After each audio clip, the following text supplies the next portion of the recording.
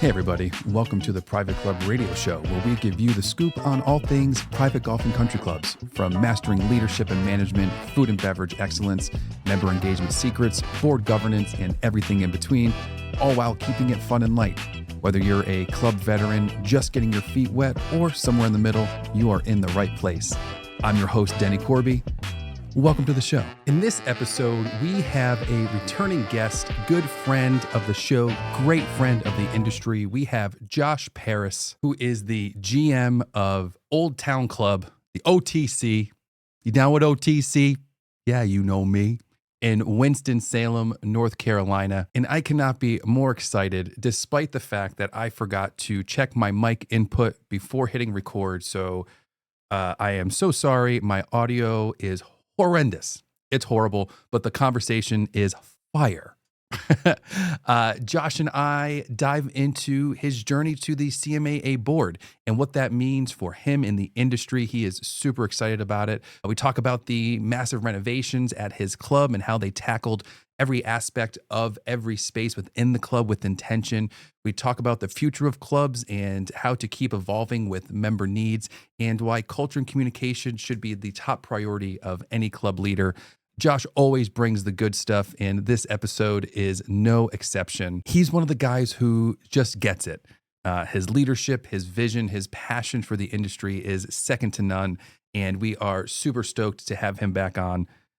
Before we get to the show, big thanks to some of our show partners, Kennis Member Vetting, Concert Golf Partners, and Golf Life Navigators. You're going to hear about them more in the show, as well as myself, the Denny Corby Experience. There's excitement, there's mystery, also there's magic. One of the most fun member event nights you will have, guaranteed. To learn more, head on over to dennycorby.com. Enough about that, though. Let's get to the episode. Private Club Radio listeners, please welcome back Josh Paris. You excited for conference? Yes, very much so. How are you? How are things? Things are good. Things are good. Is your wife going to conference too? She is. So she's with. She's been with the RCS team. Yeah. Now for a couple of years, and obviously big week for them, and she's gearing up for that. So it's good. And you guys can't wait to get away from the kids. No. Yeah, it's a nice balance, I think. This year obviously is not a little different, but just a different perspective. So it's looking forward to all that comes along with it, and seeing some familiar faces in person, and making new friendships. So Yeah. it's a good time. Now have you been on the board already? This is fresh. I'm a newbie in this role. So got not too many commitments ahead of time, which is kind of nice. We get to enjoy. It's all enjoyable, but I don't have to be certain places at certain times this year. So that's nice. But no, looking for potential 1 year or 3 year term. So all those votes and support behind me really will go a long way this year. How many positions are available?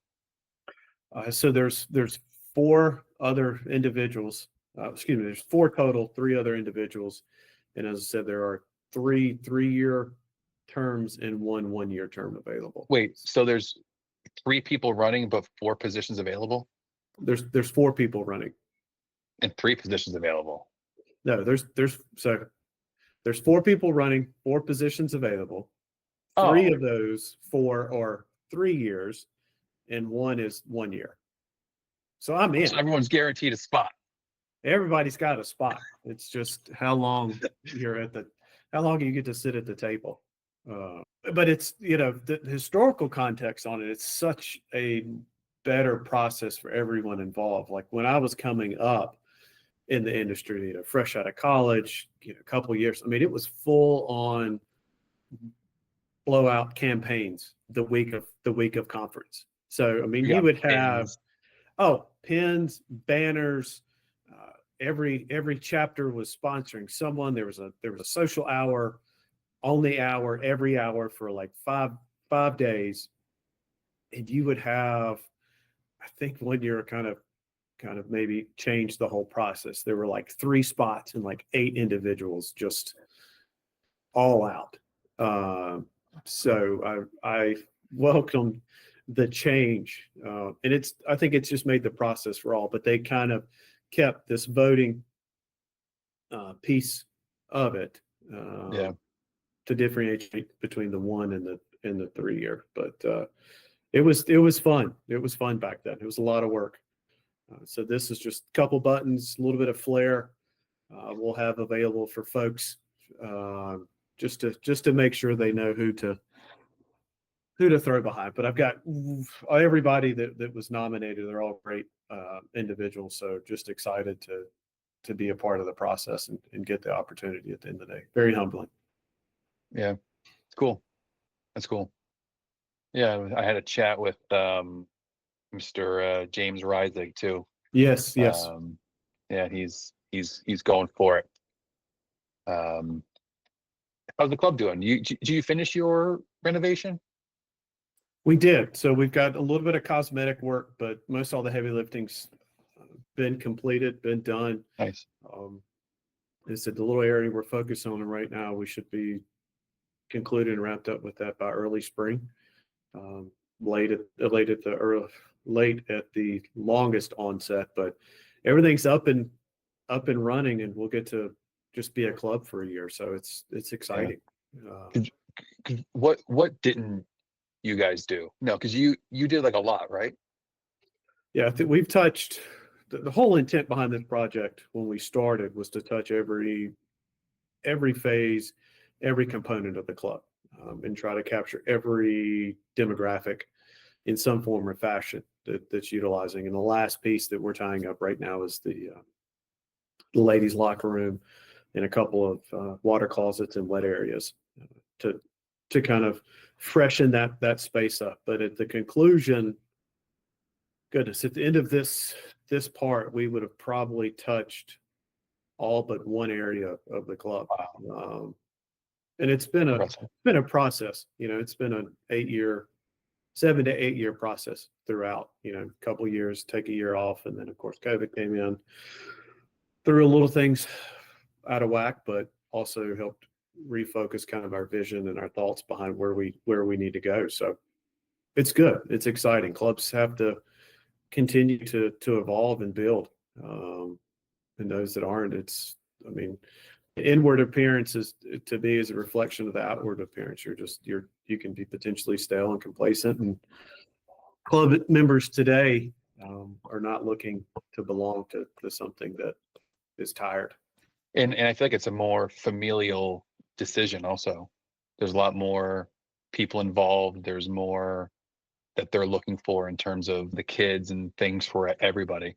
It's not just a place to go and disappear. No, it's not. And I think that's kind of where CMAA as a whole has done a really good job over the years to create more of a broad spectrum stakeholder involvement. To really encompass, there's not one single individual that may or may not be a male making the decisions in a club these days. And we've, I think, done a good job educating our peers, educating fellow members, educating our boards to understand that, yes, you're making decisions not for one, but for a whole nucleus of individuals within a household. And that's something different for our industry, but I think it just perpetuates sustainability. And that's the great thing about it. Yeah, I was talking to a friend yesterday and saying how, a lot of clubs are still riding that high and things are going well, but, all things considered, the things that I think are coming back to a more normal in the clubs that needed a boost and got that boost, but didn't change for the better, or just saw that I was like, oh, we're good now. And, just kept doing things the same way, are now going, oh, snap. Memberships are down again, or things are dropping, and they didn't, they maybe patched the holes and didn't like fully fix them, or the cracks, and now everything, they're maybe struggling a little bit too. So it's nice to see when clubs took that boost and who needed it and are doing good things and continue to do good things. And clubs are, I always found they should be viewed as an extension of your home. That's what I preach to the team, to new members during their orientation. And to be able to do that, you have to have a warm and welcoming environment and activities. We, are putting out our little junior social calendar, summer calendar for folks in and around tennis and aquatics, and it's January 16th. So, people are starting to make plans for the summer, but want to make sure that the club fits into that. And I think that's a great testament of being a part of something bigger than just a building, an entity. You're part of a culture, both inside and outside the walls of this. So that's exciting for everybody too. And it's a little bit of change in how you approach your daily business, because you've got your immediate returns. What are you doing today? But then it's also, how am I forecasting what's coming? And our job, has always been, what can we offer them next? And I think that's the hardest part of being a club professional, is what's next, what's inviting, and what are they going to want? And we need to be able to deliver it, in my opinion, versus them asking for it. It's like, here's really what you want, and we're going to give it to you. So it's almost proactive. Yeah. Were there any things when you were going through the renovations that the members wanted that you were maybe like, like trying to maybe not steer them away, but maybe it wasn't the best use, or were there any moments that you had to kind of put on like the leadership pants and maybe guide them in a different direction to a more better decision making process, whether it's something that they wanted, but maybe through like your industry friends and stuff, you've maybe heard like, oh, like that's maybe not the best course of action, maybe going this route or using this product instead of this, or maybe doing this thing first. Was there anything like that when you were going through that whole renovation process? Yeah, I mean, I think the great thing about the association is you have that ability to reach out to colleagues, because 9 times out of 10, when you start a project, especially capital, you're usually not the first person trying something. Yeah. And inevitably, you're not the last. So with our network and the ability to ask what worked, what didn't work, you're able to impart that in the room, in the decision room, right? And it's our job's more or less to just educate and inform our membership what could be perceived as best practices. A great example is looking at certain finishes on walls and paint versus what's more durable, what's going to hold up, what's aesthetically pleasing, but more importantly, what's functional in a high traffic area. So yeah, there's always been some active discussion as to what's going to hold up long term versus what looks, pleasing in the immediate. So that happens all the time. But if you work with good architects, good planners, good contractors, everybody's collaborating, then it's not a difficult decision or conversation to have. Yeah. So that's been my experience. I know there's some horror stories out there, but knock on wood, I haven't had to experience too many of them. Good. But it's a learning curve for everybody involved. Because at the end of it, you're trying to provide superior amenities and facilities to complement the experiences that you're offering. And that's what everybody's striving for. Have you had to use the staircase of de-escalation recently? Actually, I did. I had a personnel issue over the holidays, and it came full circle moment. We were able to remove some individuals from a volatile situation and stayed calm. There was a moment that I thought that this opportunity could have gone south real quick. I haven't had too many of those in my career, but this was one that I may or may not have potentially backed myself into. But luckily, it didn't come. It didn't go south, as they say. But some of those individuals involved are no longer part of the team. But things happen, and always during the holiday season, you're going to be prevented with something, because everybody is just they're just on a different level during the holidays, and it's a good thing. But as long as you can be mindful of that as a leader and not, once again, feed into it, cooler heads tend to prevail. But yes, no, I did have a aha moment where I was like, oh, this is going to go one of two ways. Luckily it went the right way for some folks. Wait, no, was it the staircase of confrontation? What did you call it? Every time I Staircase, always call it something different. staircase of escalation, escalating staircase of confrontation. So yeah. And a couple of people actually referenced that, and they're like, "Oh, that's good stuff." So, Yeah. don't like to put that in practice often, but just know it's there. Just know it's Yeah. there. People are purposely like starting stuff just so they can use it. Yeah. Let's see if this really works. Hey, I So heard Bill said you were ugly and smell bad. What? No. yeah. We had a conversation on our team the other day, and I do find it interesting sometimes when you get into the dynamics of trying to deal with conflict internally with your team, and it's mainly team members, how folks will internalize the comments that are potentially made or not made, and then just take it to levels of understanding where you just look at it and go, how did you come to this conclusion?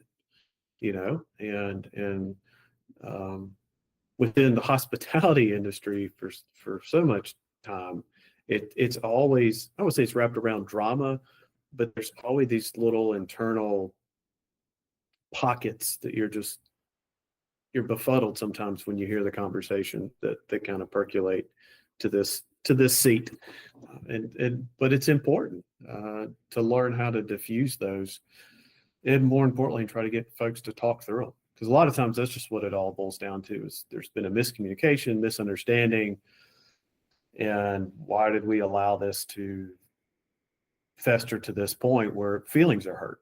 Because that's not the intent of anyone. At least I wholeheartedly feel that way. Do you see, is there a common reason for it? Like, have you seen, like, when you really got down to the brass tacks of it, when you had some of these situations, has it been like there was something else going on, like they were frustrated over some other stuff, someone said one thing, and then because they were already irritated about, maybe it was, someone cut them off driving there and they were already in like a little bit of like a testy mood, or because like maybe home life stuff, have you found, like, was there any like common maybe source that started it? Yeah, my experience has been 9 times out of 10, it's something outside the walls of the club, um, that are, whether it's home life, work, they said car trouble, um, relationship issues, what have you, and I've even, I had a great mentor, Chris Porter's longtime DM with Atlanta Athletic Club, and he always used to tell me, he's like, look, if a member is upset, 9 times out of 10, they're not upset with you. They're upset before they came into the club. You're just the first person that they saw, and you got to experience that. There's a book I'm reading, and I won't butcher the name, but it's the Four Atonements, I believe it is, and one of them is, don't take it personally. They send you four little snippets, but the one that really has resonated with me over the holidays, with my reading tours, don't take things personally. And it kind of speaks to dealing with conflict, dealing with confrontation. 9 times out of 10, it's not you, the individual, that they're upset with. It's an action or a reaction to an action that has happened, and you just happen to be there. Yeah. I think I've also found that, I think that's part of what's wrong with just society in general, is everybody takes everything personally these days. And that's hard, and especially when you're in a club, because you're so emotionally vested in the success, because as managers, as leaders, you've put so much, whether into the physical facility, the emotional side of it with developing team members, executing events, organizing. So it's hard, but this book speaks to that and just kind of how to process. But at the end of the day, just don't take it personally. Learn from it, but don't dwell on it. Life's too short. Yeah.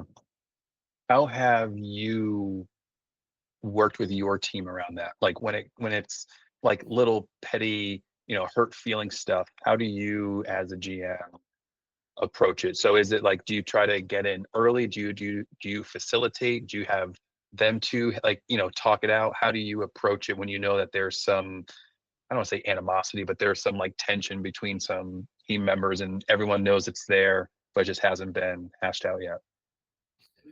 9 times out of 10, I sit everybody down in the same room, and work through trying to get all parties involved to see the other's perspective, and get Yeah. to and work towards the root, the why of the issue.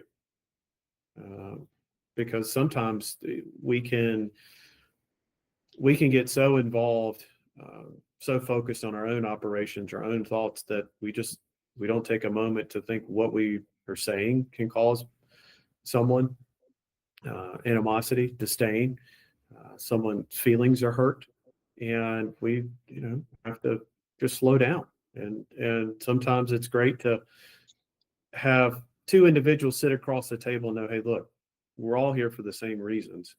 How can we work this out? Sometimes you can't, but I always try to work from a side of let's understand where each person's coming from and hope that we can come with some type of resolution that people will be content with. Not always happy, because this. The tongue is the sharpest tool you have, and it cuts deep sometimes. And those wounds that it can create take years and years to recover. Some take minutes. But if you can, I've just found success if you're able to talk through it and really try to understand where each person's coming from. Usually you're able to walk out with a general understanding, and hopefully an acceptance of why we got to this point. Now, the flip side of that is, if it keeps happening and the same person's involved, it's just then you got to make some changes. Yeah. Because it's just not fair Have to you had everybody. have you had to be a member and an employee? Do you handle that the same way? Um, I handle it the same way, but I have more individuals involved. Just You know, for protocol and making sure. protocol, but I've also found peer to peer, just like we peer to peer relationships always tend to dissolve an issue better. Mm, Um, and especially in a private club environment, it's always great to bring in the leaders, self-elected leaders, not self-elected, but elected leaders of the organization to kind of help diffuse those situations.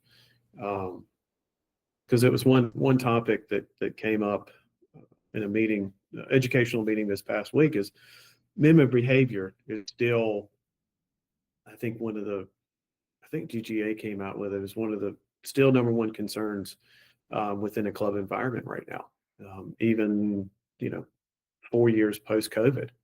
So it's still in the topics, in the minds of club professionals within the industry. So I've always found when you do have those situations, it's best course to get all folks involved that you can. Get all leaders in the organization around the table and see how we can walk through it. But the premise is the same.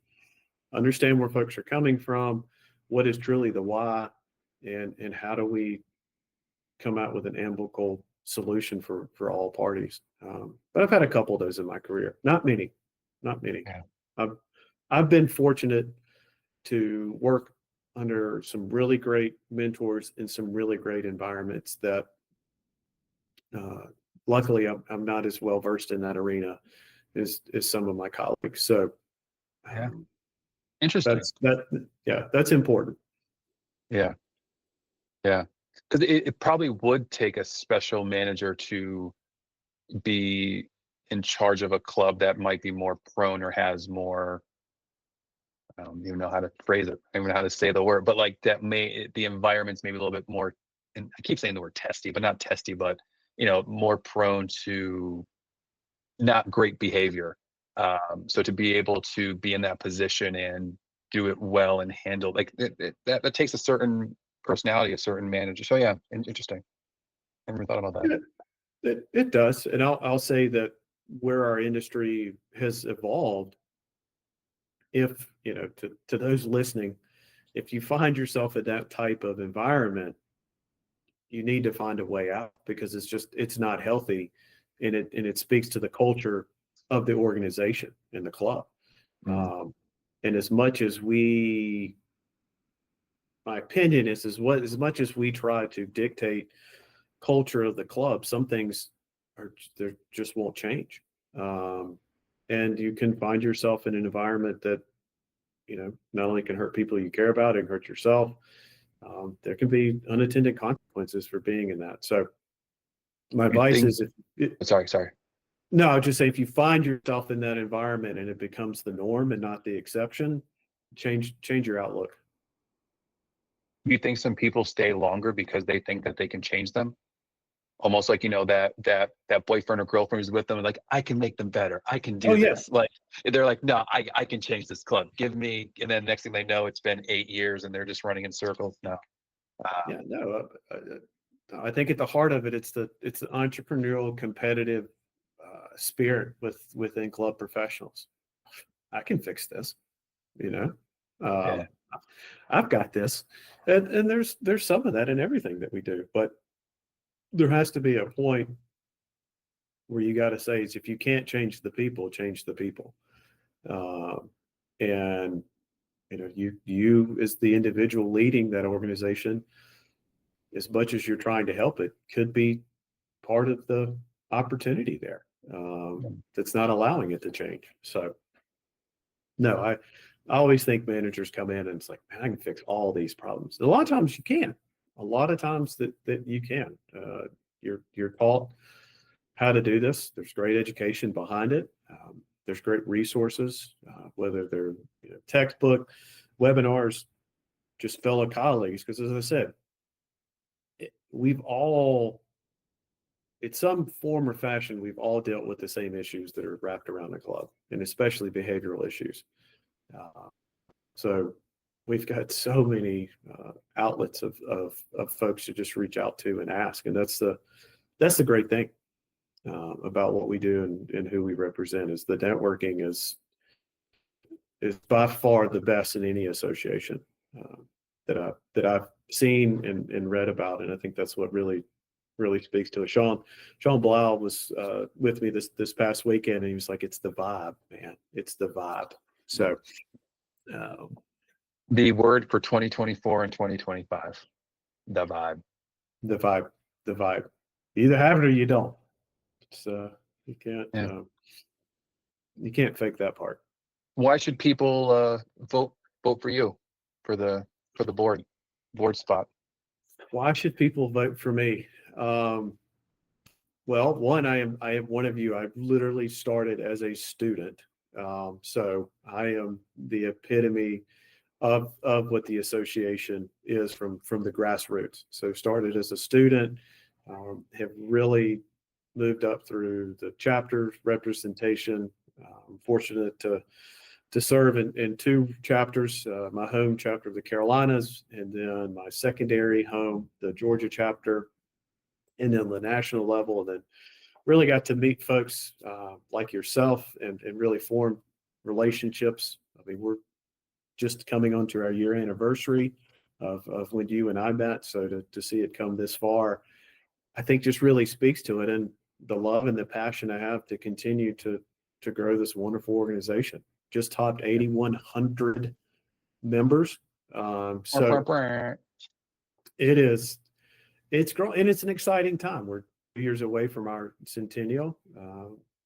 But I think, at the heart of it is I have the best interest in and everybody who is a member, a partner within the association, and together we can do more. And that's the most exciting thing. And really, we're led by some of the best professionals with Jeff Morgan and his team, and just to be able to work alongside them is, pretty exciting for me. But yeah, no motives here. Just happy to get the opportunity. I like that. Thanks for coming back on. Hey, thanks for having me. It's always fun. I was lamenting with Sean.